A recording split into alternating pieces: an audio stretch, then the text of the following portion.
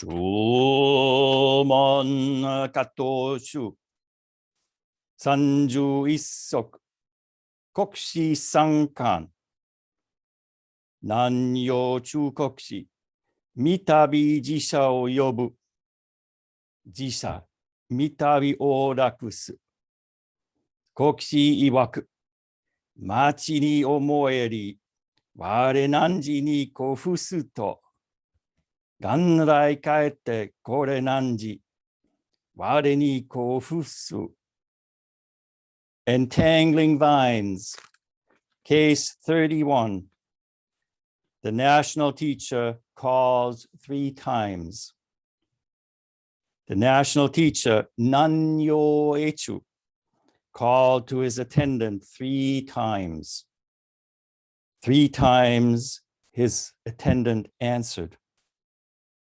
The national teacher said, I have always thought I let you down, but actually, it is you who have let me down.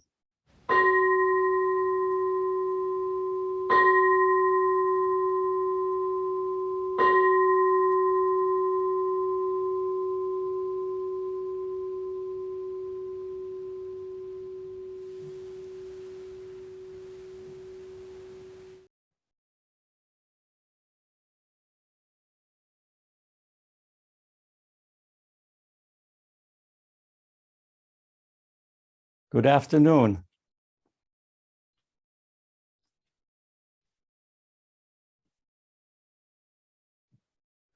Today is April 11th.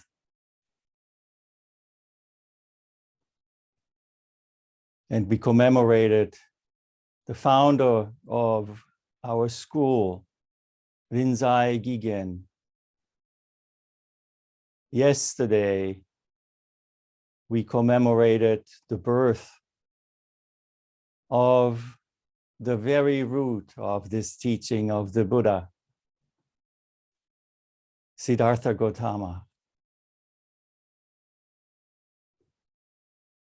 At the same time, in our morning chants, we hold dear to our hearts and to all the good nen that we can muster, all those innumerable beings, including human beings, related through the Dharma, related through cause and effect, related by being in this world, and suffering from various afflictions. It seems extreme to have these open gaps between the wonderful news of the birth and at the same time to be aware of the transience, the fragility, and the all but certain limitation to our human existence. What better place to address than together with you? We all together on this same ocean, on this journey that we call Angya, the pilgrimage from birth to death. The profundity of this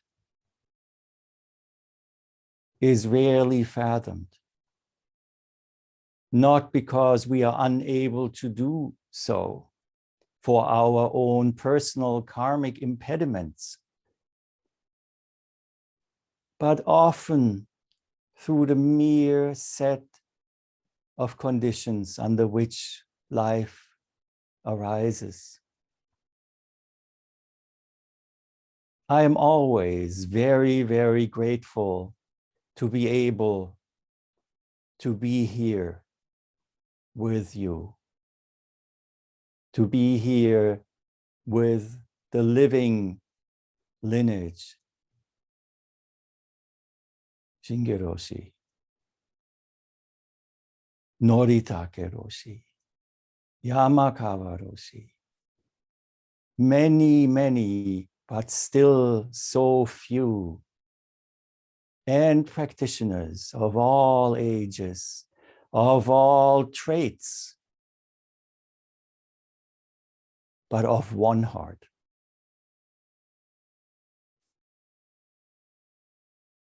The bitterness of transience, of impermanence,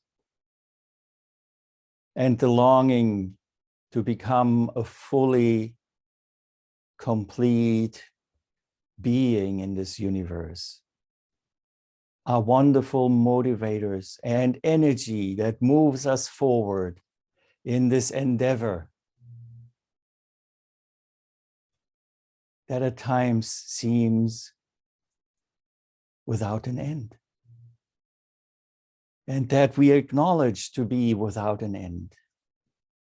Butsudo mujo se ganjo. No end in sight.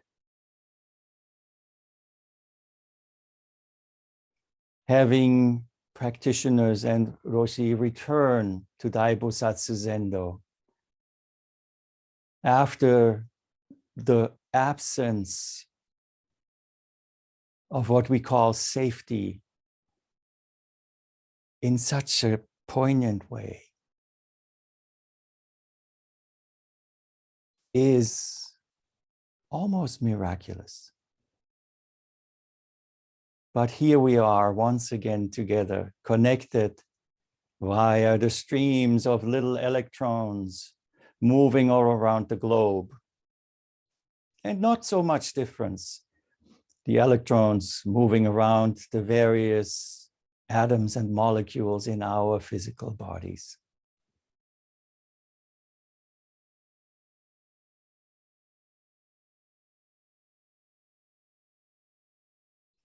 So today, we face a very well-known case, a case that we also find in the Gateless Gate as case 17, where the portion which we find in this Entangling Vines is the main case of the Gateless Gate.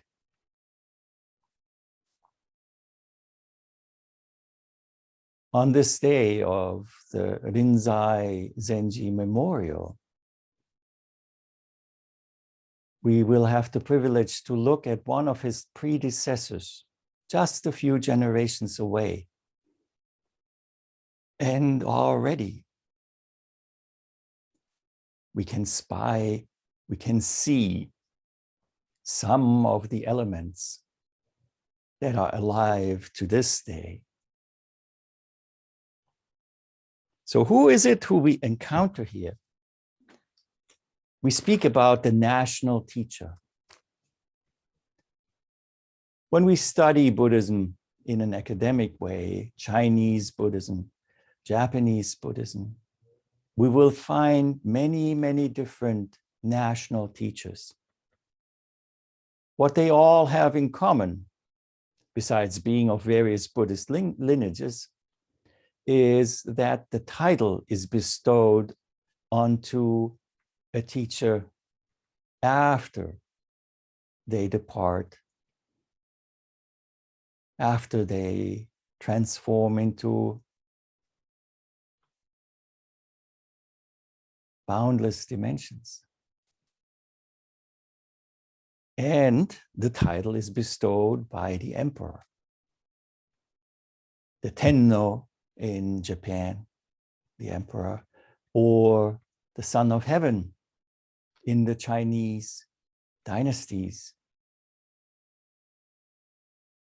So Chu Kokushi, national teacher Chu, never knew that he was called a national teacher. He studied with the fifth ancestor. He began his Zen studies there. Daiman Gunin Zenji. And later became the student of Daikan Eno Zenji, the sixth ancestor. We know from our lineage chant that Nanyo Etsu is not in our lineage. So it was another fellow brother monk of Nanyo Etsu who carried forth the lineage that led to Rinzai Gigen. But nonetheless, Nanyo Etsu was an outstanding teacher. He died in the year 775. We don't know exactly when he was born, but various calculations of his age point to the fact that he was at least in his 90s when he passed away. Some, of course, would like to say he was way over 100 years old. Nanyo Etsu, after he received the seal of approval and his transmitting teacher, Daikan Eno Zenji, sent him away. And Nanyo Etsu went to one spot in which he stayed for 40 years. The mountain is called Mount Byakudai. Another reading is Ryakudai. And the temple was called Kokanji in a valley of the name Tosu. And there he stayed, but not alone. There was a companion with him by the name of Seiza-zan. Together, they practiced. Of course, there were some other monks coming as well, because staying in the mountain in those times, a mountain is a temple. And at times, temples had hundreds of disciples. So, but we can say that Seiza-zan and Nanyo Etsu were co-teaching, leading the group of practitioners in Zazen mostly. And through that, for such a long time, people take note. One sits for a long time in a mountain monastery. Some people take note, like the emperor.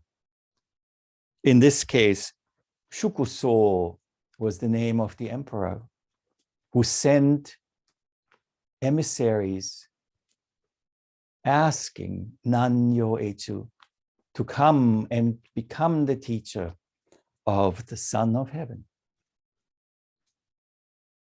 It took some time to persuade Nanyo Etsu to do that. And of course, he discussed his decision with his co-abbot, Seiza-zan. Oh, it is too early. No, you should not leave. You should not go. We should do some more zazen here. Don't go to the capital. That was the opinion of Seiza-san. And it was not easy for Nanyo Etsu to come to that decision to leave the mountain temple, Kokanji.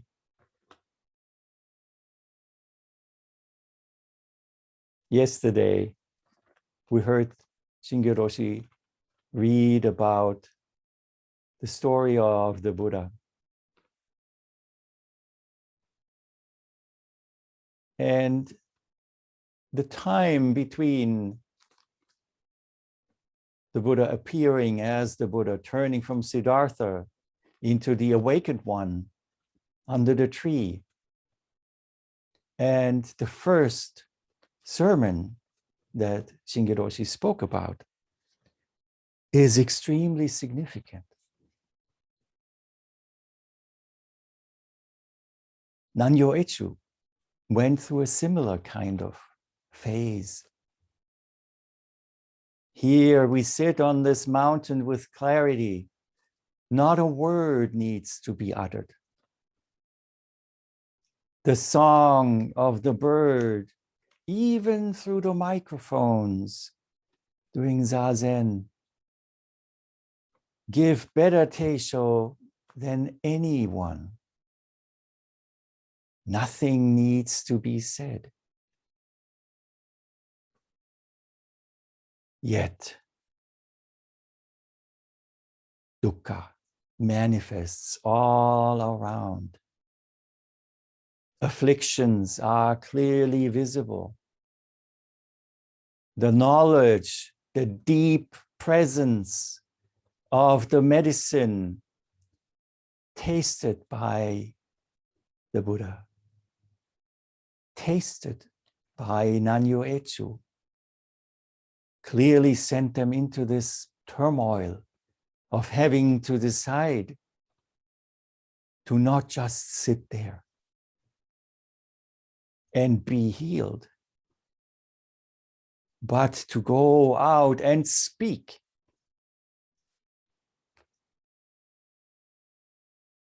To break the silence, to utter words, however short they might fall of what was meant to be expressed. Very similar, both.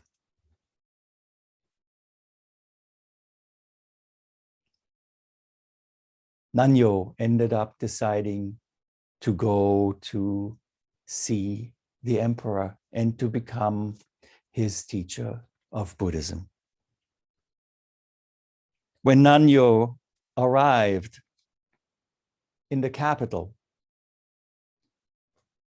the emperor himself came out, not only to greet him, but he even helped push along the cart on which this great teacher arrived.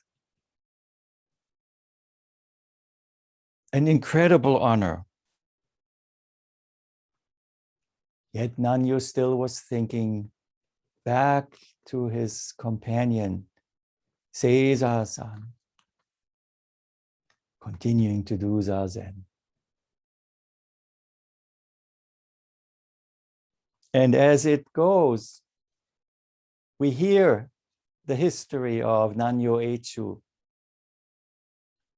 but of Seiza-san, no more is known. So how did Nanyo Echu teach? Here is one mondo, or one of these Zen stories that tell us about Chu Kokushi. One day, a government official by the name of Kyogunyo asked Chu Kokushi. You can imagine being in the capital of this great Chinese empire with educated officials in the Confucian tradition, which is as old as the Buddhist tradition.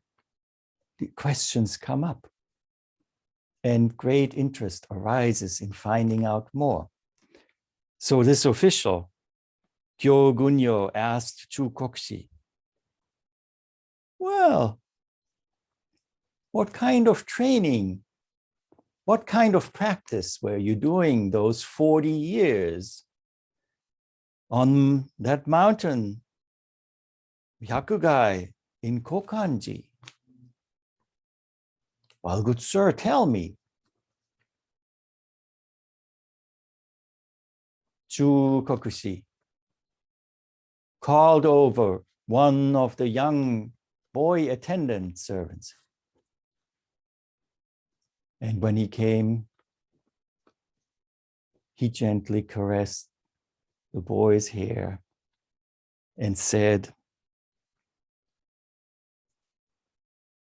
If you are this, then directly say you are this. If you are that, directly say you're that.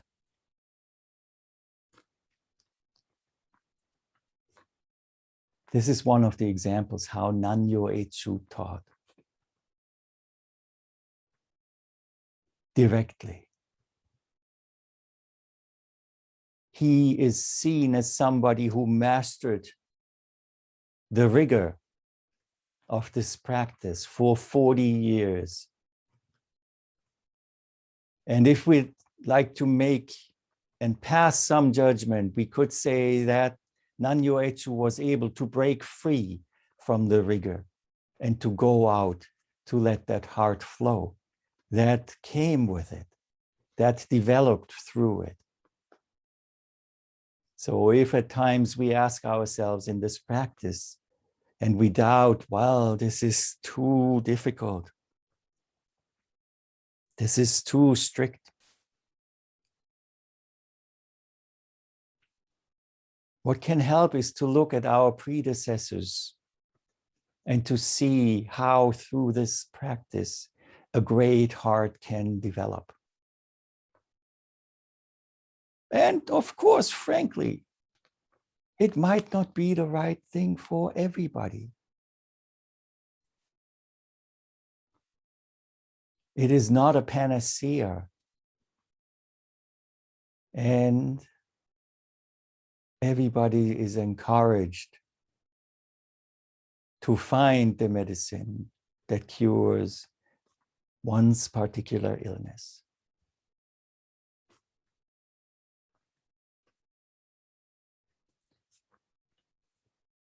So the main koan, very brief, a description of an event of the master calling his attendant 3 times and the attendant answering 3 times. What about that?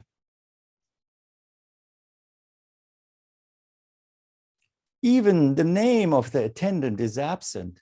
We don't know who it is, but history tells us that Nanyo Eichu only had 1 successor, and his name was Oshin Tangen.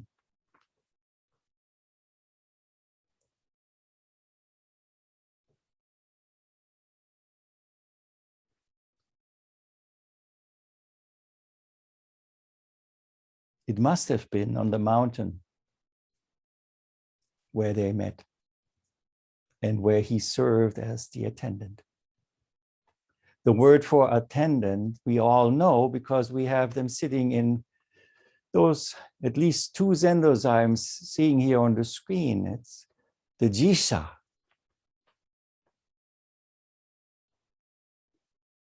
The jisha.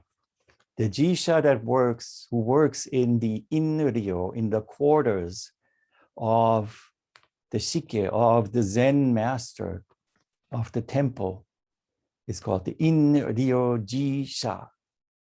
And to make it short, the 2nd and the 4th character are cut out. And we just say inji.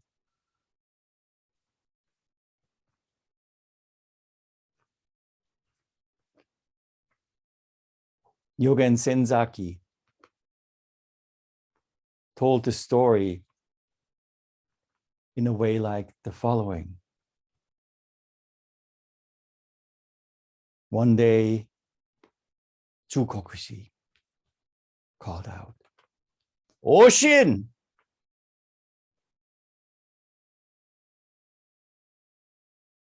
His attendant rushed up from the lower area of the monastery, came into the room of the teacher. Hi!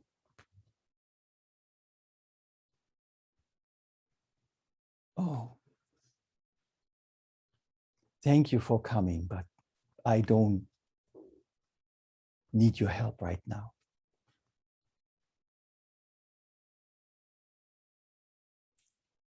Shortly after, Oshin! Once again, Oshin dropped whatever he was doing and ran up. Hi! Oshin, thank you, but I don't require your help right now. And the third time, shortly after, Oshin! Appearing right there, opening the door. Hi!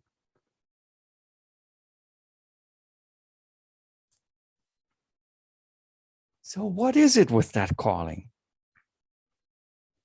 What is it? Why 3 times?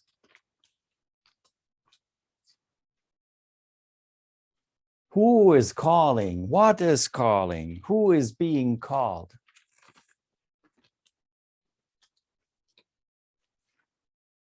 Now, this is an important point that we have to examine in this practice.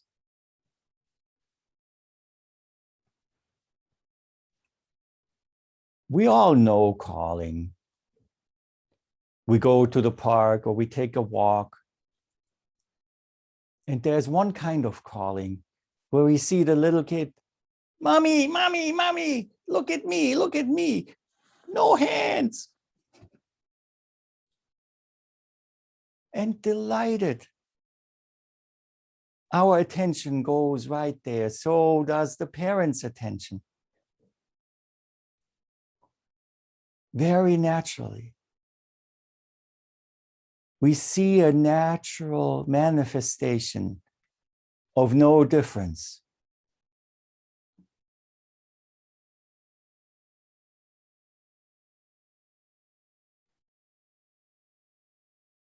We also have other stories in our Western chest of wonderful stories that have to do with calling. Calling 3 times.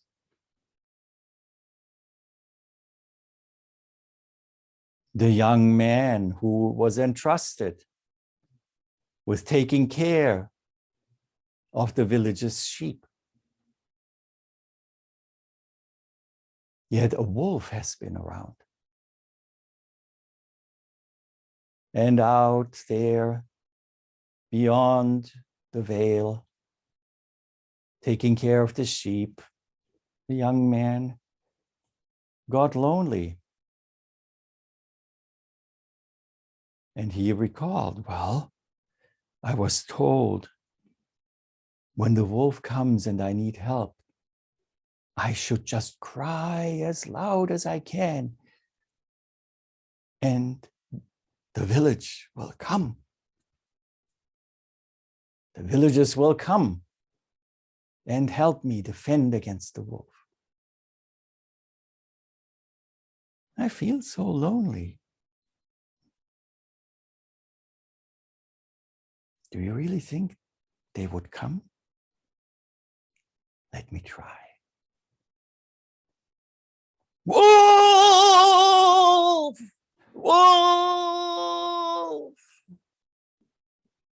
And the villagers dropped everything and came with their pitchforks, with whatever they could grab to save the young man and the sheep.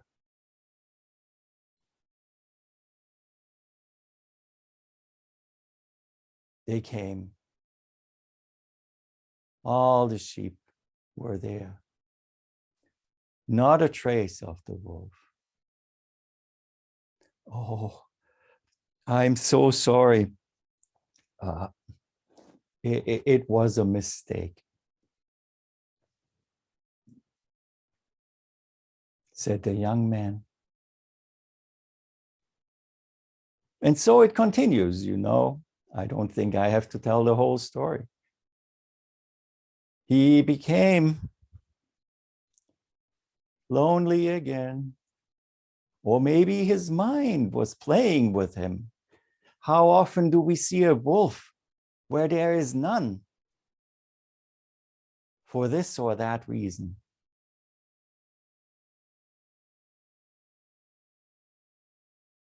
But we learn that we should be really careful when we cry wolf.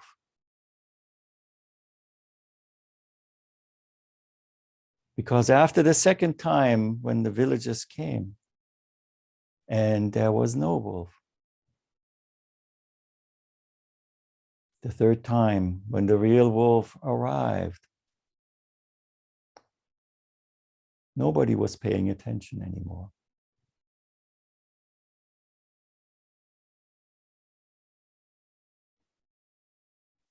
This is a story that seems to be a fairy tale, but just be careful and scan what the news is telling us. Where at times, when too many things happen, too many people cry wolf. And when tiredness sets in to respond to the calls. We already see a difference here between Oshin, of course, and the villages. A very different way of acting. Well, I'll say it again. A very different way of acting. Please note, I did not say of reacting, of acting.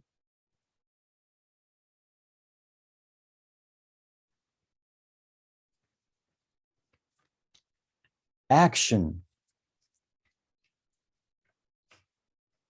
When the national teacher calls from Mushin, this place of no self, of no person calling. Oshin!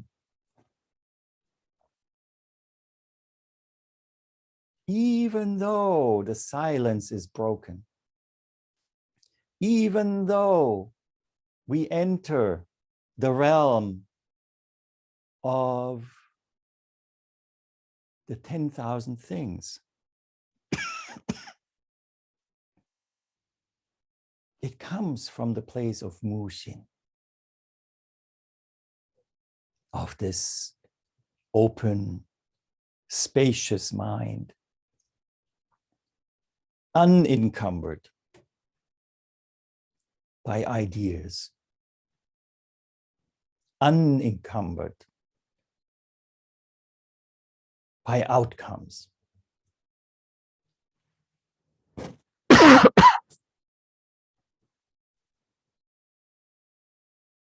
Recognized by the person whose name was called, Oshin.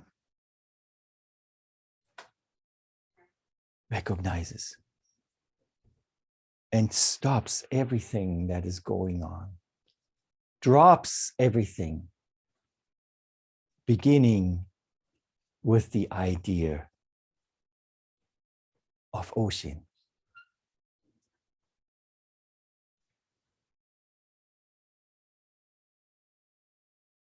So what can we take from this? What can we see in this story? And these questions are asked throughout the history of Zen. Even just a few generations later, our wonderful ancestor Joshu Jushin was asked about it. A monk asked Joshu, What is the meaning of Kokshi calling his attendant? Joshu answered, it is like a person riding in the pitch dark. There may be no recognizable characters, but traces are there.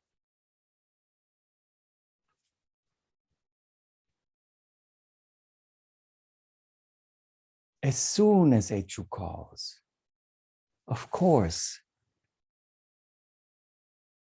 there is the nen of the intention of calling, the breaking open of this not true into the world of the 10,000 things.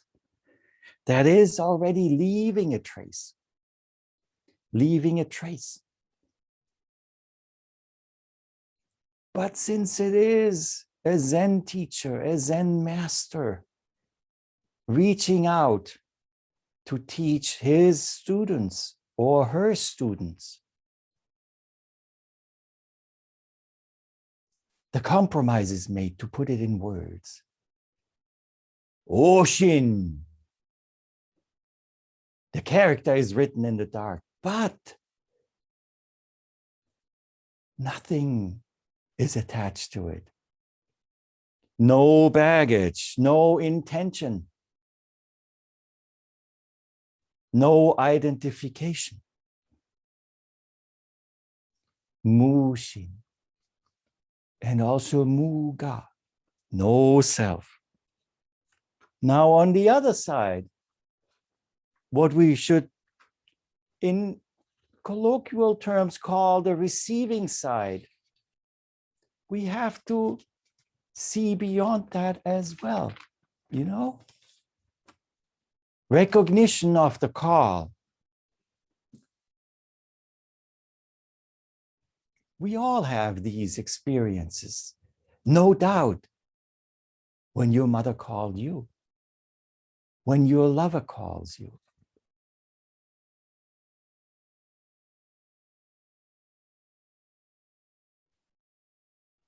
The light, the illumination. Even though there is recognition, what comes next is of the utmost importance. Does it start a cascade of, oh my God, what does he want again? Or is it a response of a practitioner who has spent the time on the cushion, the time in Samu, in interacting with fellow practitioners, the world, and the 10,000 things, and does not get sucked into doubt, question, how should I react? Who called? Hi! Immediate action.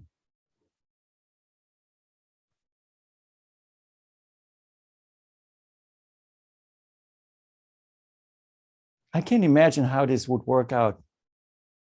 Maybe not so much during the pandemic, but what if you try that one day in a restaurant? Waiter! Oh, thank you, but I really don't need you right now. Try that a couple of times, yeah?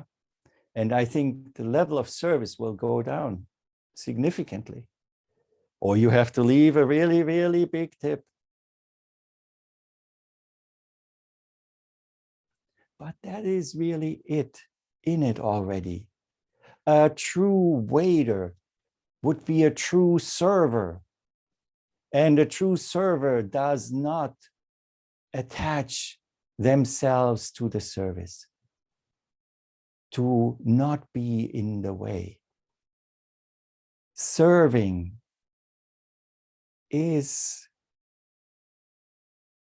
acting by recognizing the need And that's what is being asked for. And it's not always asked for by people. Let's be clear about that. Calls to us arrive in many different ways.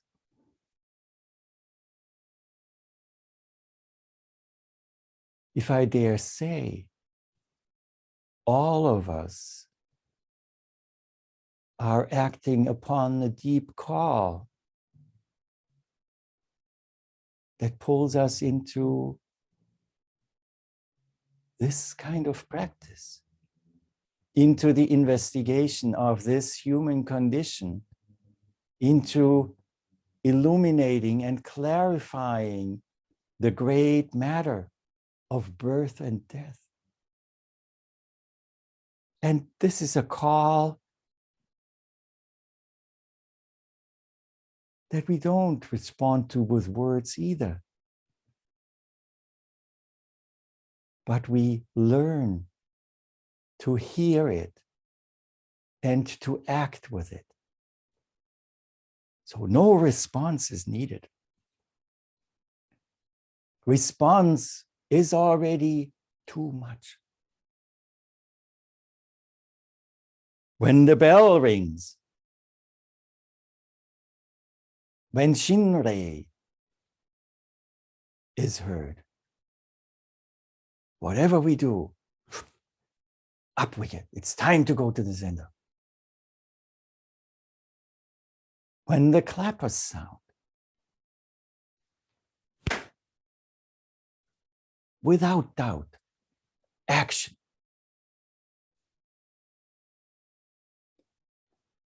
What happened here between the master and his student, Nanyo Echu and Tangen Oshin, is the demonstration of that activity of immediate action. After going beyond and letting go of any idea of sequence.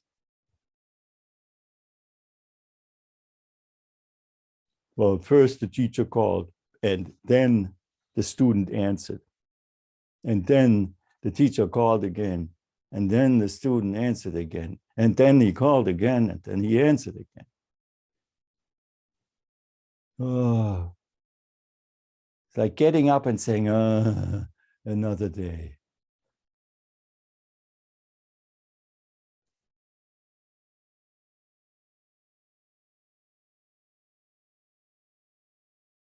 Versus getting up and becoming completely open to freely act as the master of circumstance. Even the thinking and the ideas that we find at times in the teachings of the Buddha are just ideas. Cause and effect. First the master called and then the student answered. Macro, that's very macro, very not looking closely and not being with it. Cause and effect. Binary. No. Always present. Oshin! Hey!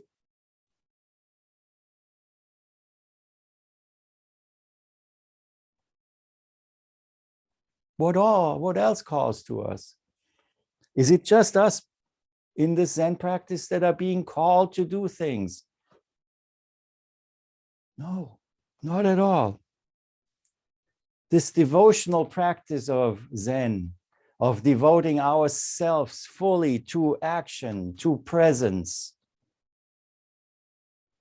is a basic human longing and practice that we find in different cultures. Devotion and the complete surrender of this little I am self, of the idea who Oshin is or who Nanyo Echu is, a complete abandonment of that, to gain the freedom to act in accord with, and I'm using this word now deliberately, with the divine. Act, act, act is a common,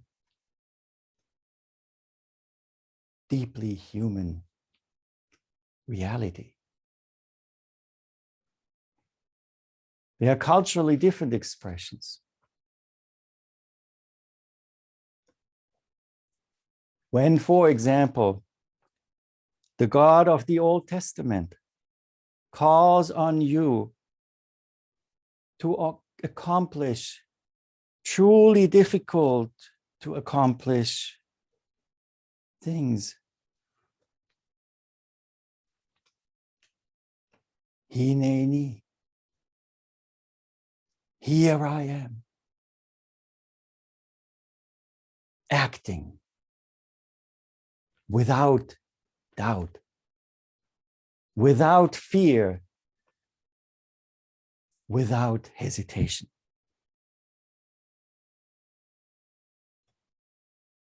The acting that becomes reacting because it is muddled up, entangled through identity, through fear, through doubt, is always caught up. Reaction. Not, hi.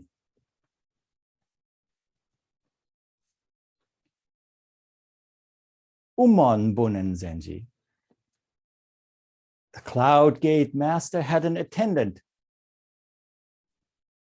who he called every day for 18 years. And when the attendant appeared, Umon would say, "What is it?"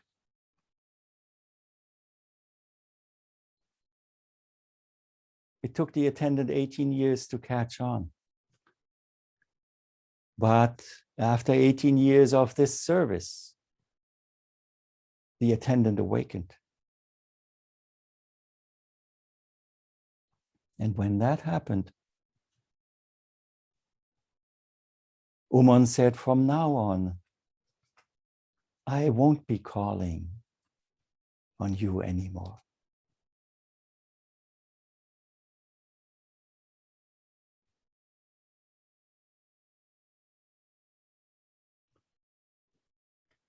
So the second part of the koan gives us a little bit of trouble at times because the words that are used in here can be interpreted in various different shades, in various different meanings. When the national teacher said after that interaction with Oshin, "I have always thought I let you down, but actually it is you who have let me down."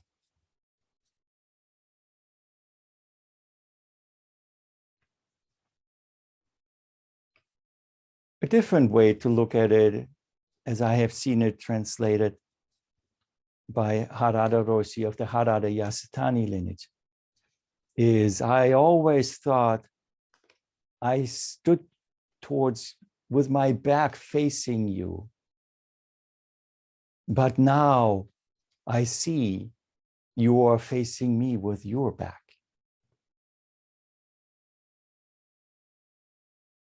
Other translations speak about deceiving each other. That word kofu, to let down, to betray, to go against, to oppose, to transgress.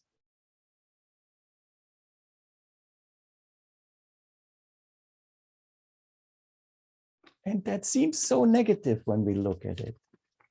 Insult. What could be insulted if the arrow of an insult has no solid target to get stuck in. That mushin has no resistance. There is nothing to be hit, nothing to be injured. Insult beyond insult. Complete insult. Complete turning one's back.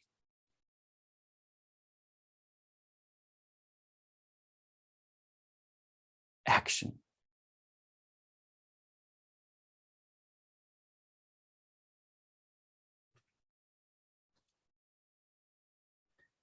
So let's go beyond the ideas of sequentiality, the idea of time. Let us open up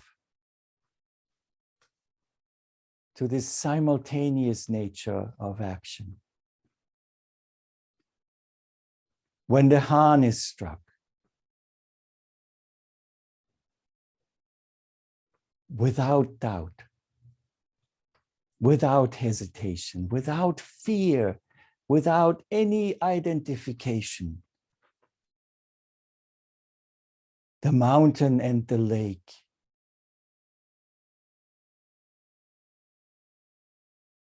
respond.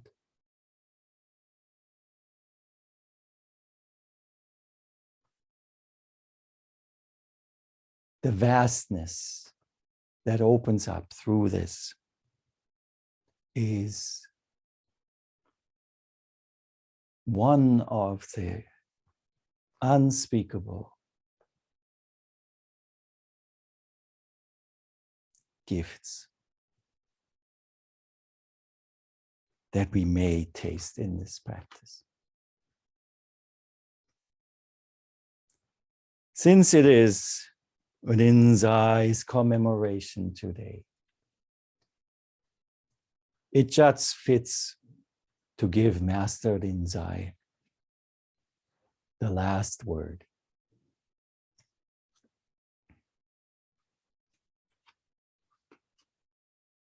Venerable ones,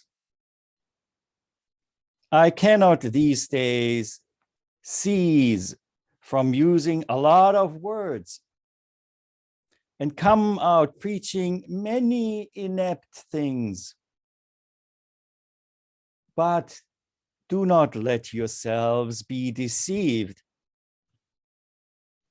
As I see it, there are not really so many principles.